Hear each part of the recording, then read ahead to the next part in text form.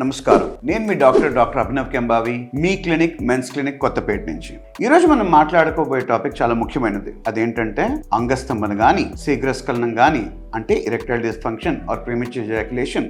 ఇవి జబ్బుల కింద కేటాయించే దానికంటే జీవనశైలి సమస్యలు అనుకుంటే చాలా మంచిది. సో మేము ఫాలో అయ్యే సిద్ధాంతం ఏంటంటే prevention is better than cure. ఇవి మొదలయ్యే ముందే మన జీవనశైలి సమస్యలని అధిగమిస్తే ఆర్ జీవనశైలిని మెరుగుపరుచుకుంటే అంగస్తంభన, శీఘ్రస్ఖలనం లాంటివి రాకుండా ఉండే ఆస్కారం ఉంటుంది. మనం చేయాల్సిన పనులు ఏంటి? Regular exercise, especially strength training, మంచి హై ప్రోటీన్ డయట్ రెస్ట్రిక్షన్స్ లేని వాళ్ళకి, బరువు ఎక్కువ ఉంటే బరువు తగ్గడం, స్థూలకాయం తగ్గించుకోవడం, అండ్ దాంతోపాటు మెంటల్ హెల్త్ కూడా కేర్ తీసుకోవడం. అంటే యాంగ్జైటీ, స్ట్రెస్ అది ఉన్న వాళ్ళకి యోగా ఆర్ మెడిటేషన్ లాంటివి చాలా పనికొస్తాయి.